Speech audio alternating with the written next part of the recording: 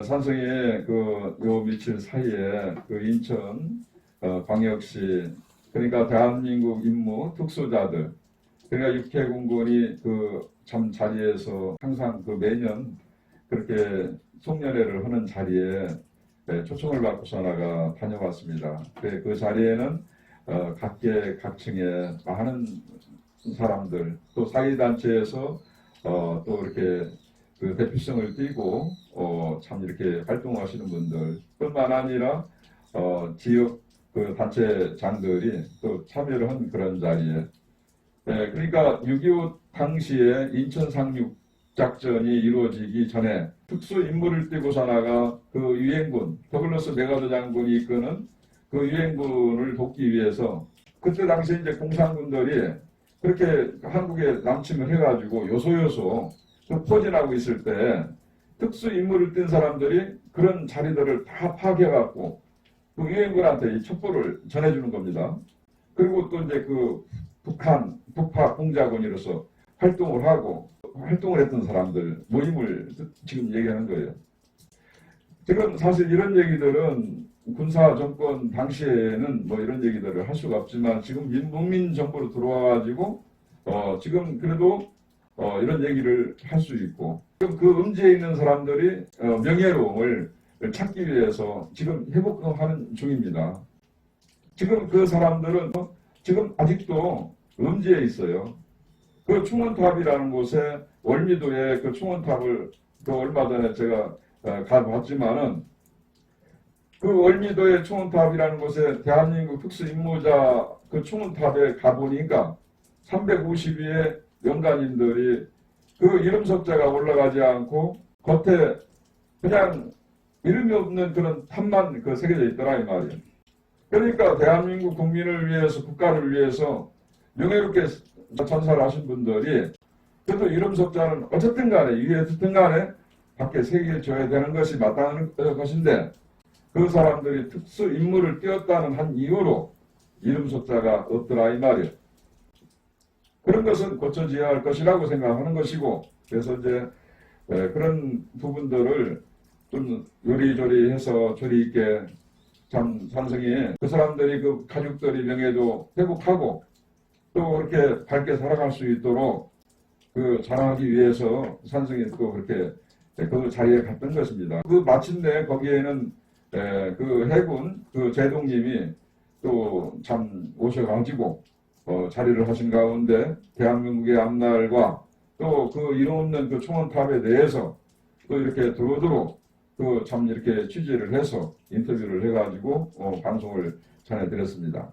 그런 가운데 이제 박영애 인권보호소장으로 계신 분이 인천광역시 7대 또 시의원으로 계시면서 또 한때는 청와대에서 3대 대통령님을 또 모시고 그 자리에서 청와대에서 일도 하셨던 분인데 아주 참 좋은 일을 많이 하고 계시고 지금 나이가 꽤 되시는데 인천 인하대학교 대학원까지 마치시고 법학과를 수료하시고 논문에 지금 아주 열심히 쓰고 계시더라고요. 그분께서 또 아주 참 훌륭하신 능화 스님이라고 인천에서 6.25 참전으로 인해 가지고 많은 군인들이 세상을 떠나신 위령탑에 항상 해마다 오셔가지고 스님들을 이끄셔서 그렇게 제를 지내주고 있는 그런 스님을 또 소개를 해주셔서 스님이 같이 만나게 됐습니다. 그 스님이 대한민국 3.1절 100주년을 기념해가지고 우표를 태극기를 상징으로 해가지고 여러 가지 행사를 해가지고 참 아주 두꺼운 책자에다가 실어서 참 나라를 사랑하는 조국을 생각하는 그런 아주 훌륭한 일을 또 하고 계시더라 이 말이에요. 그러한 가운데 이제 산성이 서울 올라와서 조계사에서 좀 일 좀 보고 그리고 이제 대각사라는 절을 가게 됐는데 대각사는 일제 강점기 때에 대각사가 들어섰는데요. 대각사를 창건했던 분이 누구냐면은 용성스님입니다. 우리나라의 독립운동을 33인이 독립전설을 하지 않았습니까? 독립운동을 전개시켰던 용성스님과 또 만해 한용원 스님과 그렇게 두 분이서 참 그렇게 출가하신 스님들이 두 분이서 독립운동가로서 활동을 하셨던 분인데 그 중에 33인의 한 사람으로서 용성 스님이라고 아주 훌륭한 그 일을 하신 분이죠. 일제강점기 때에 그렇게 일본인들한테 핍박을 받고 그 정말 모진 그 고문들을 받고 그 정말 인간 이하 아예 어떤 그런 우리 그 인권을 갖다가 말살하려고 그렇게 성을 바꾸고 그렇게 우리를 참 힘들게 했던 그 일본인들이 그 일제가 들어서고 나서 백성들이 그렇게 힘들고 어려운 그 시기에 부처님 제자의 한 사람으로서 불교 정신을 일각해서 그 백악사라는 그 절을 이제 창설을 하게 된 거죠.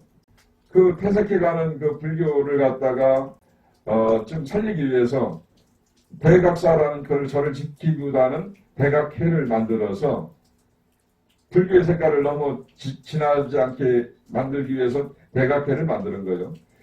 누구나가 깨달음을 얻어갖고 평등하게 살아갈 수 있고 부처님과 같이 살아갈 수 있는 그런 세상을 만들어가기 위해서 백악사상을 전하기 위해서 용성 스님께서 산속에서 내려와갖고 그 일제강점기 시기에 내려와서 그렇게 3.1운동을 이제 하기 시작한 겁니다.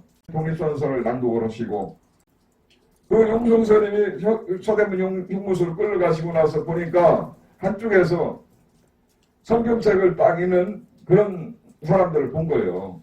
성경책은 그렇게 어렵지 않게 한글로서 읽는 것을 보았는데 거기서 이제 그 스님, 부처님 제자로서 느낀 거죠. 그 당시에는 부처님 경전들이 다 전부 다 한문으로 돼 있고 부처님 경전이 너무 어렵고 힘든 그런 부분들을 좀 더 이렇게 그 많은 사람들이 접할 수 있도록 한글로 번역을 해가지고 많은 경전들을 번역을 해서 세상에 내놓게 된 거죠. 그렇게 이제 또 저자로서는 많은 또 책들을 또 써서 또 전하기도 하고.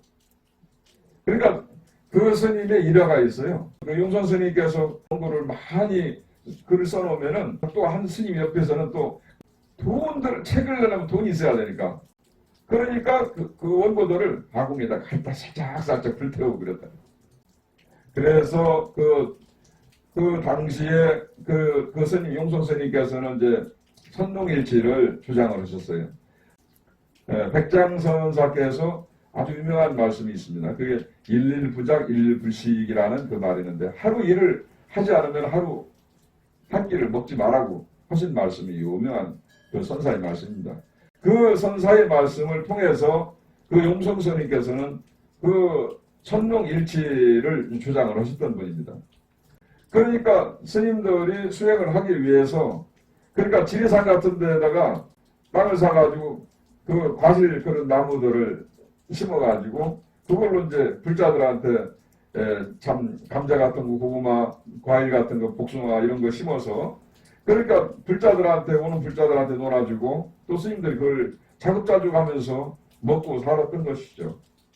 그런 가운데 또 이제 그 불교를 널리 보급하고 알리기 위해서 그 용성스님께서는 그 법당에다가 풍물도 마련해 가지고 참불가의 선두자예요. 그 용성스님께서 참불가를 좀 더 부처님 경전을 갖다가 이렇게 가까이 불자들이 배울 수 있고 그 교회에서는 찬송가도 많이 있는데 불교에서는 또 불교에도 참불가가 있어야 될 것 같다 해가지고 그 참불가를 많은 사람들한테 전개시킨 거예요.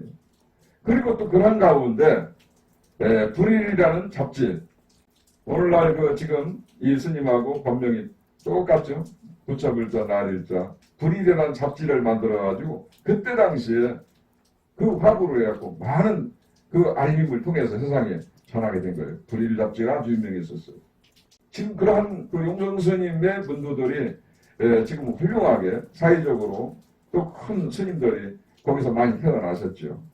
아주 그 법문을 불교 TV에서는 뭐 자주 접하고 있는 또 도문 스님이 또 활동을 지금 아주 그렇게 널리 법문을 펴시는 분이 있으시고 또 그런 가운데 여러분들 잘 아시겠지만 법륜 스님이라고 그 분 중에 계신 분입니다. 그 법륜 스님이 아주 그렇게 용성 스님의 150도를 맞이해가지고 그 용성 스님의 그 대선사죠. 대선사를 뛰어넘어서 그 조사죠, 조사. 깨달으신 분이다 이 말입니다. 큰 깨달음을 얻으셨기 때문에 그 중생들이 살아가고 있는 그 저작거리에 나오셔가지고 그 목숨을 아끼지 않고 나라를 위해서 법을 피셨고 그 부처님 법을 피신 분이 아주 큰 스님이죠. 그래서 그 150도를 맞이해서 얼마 전에 그렇게 법륜 스님께서 그렇게 또 앞장서서 그 용성 조사님을 그 앞으로 유지를 받들어서 우리가 불교계에서 많은 승려들, 우리 불자들이 그 길을 가야 된다고 그렇게 주장을 하기도 한 자리가 있었죠. 그런 가운데 또 참 몇 해 전에는 그렇게 우담바라 꽃이 활짝 펴가지고 그렇게 참 세상이 들썩들썩 그랬죠. 우담바라 꽃은 3,000년 만에 한 번씩 피어지는 꽃인데 그 부처님 경전에 나옵니다. 부처님 경전, 스님이 거짓말하는 게 아니에요. 이 세상의 전륜 성황이 나타날 때 세상을 다스리는 그런 큰 성현이 나타날 때 우담바라 꽃이 피어진다고 그랬습니다. 우담바라 꽃은 3,000년 만에 한 번씩 피어진다고 그랬어요. 수염이 이렇게 길게 나신 분이 그 서울 대각사에 계신다 이 말이에요. 동무스님이 대각사에서는 지금 주지스님으로 계시지만은 곤지암의 그 우리절이라는 곳에 계실 때 그러니까 22년 전에 우담바라 꽃이 한 25송이가 피어가지고 그렇게 전국에서 많은 신도들이 찾고 할 때 우담바라 꽃이 피어질 때 그 불교계에서 아주 그 많은 불자들이 그 설렘을 갖고 그렇게 이제 그럴 때 여기 부여 연각사에서도 한 15년 전에 스님이 천일기도를 할 때 국남제 연꽃축제 7회 때 이 연등에서 7송이가 피었습니다. 그리고 또 부처님 미간 백호상 앞에 석가라에서 백제문화제 55회 때 그 이듬해에 또 55송이가 피었어요. 부여 연각사에서도 그랬습니다. 그래 많은 불자들이 전국에서 버스로 이렇게 이동하고 많은 사람들이 그때 당시에 찾아오고 그랬었죠. 우담바라가 피어진 것 자체가 그냥 피어진 게 아니에요.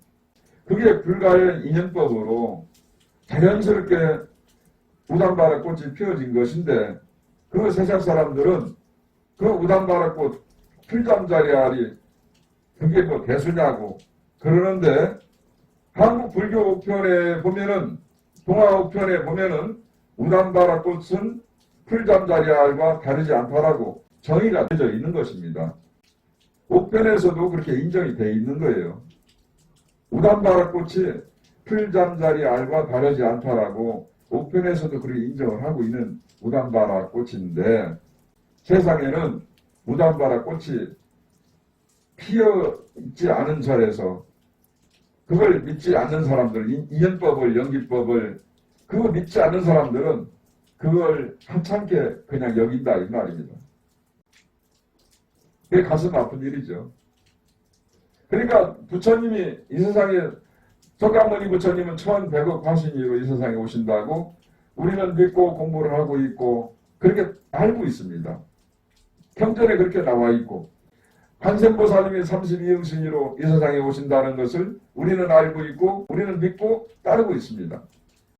그러니까 응신이라는 것은 화신이라는 것은 우리가 살고 있는 이 사바사계의 각가지 형상으로 그렇게 분신해서 부처님이 오신다 이 말이에요. 관세음보살님이 오신다 이 말이에요.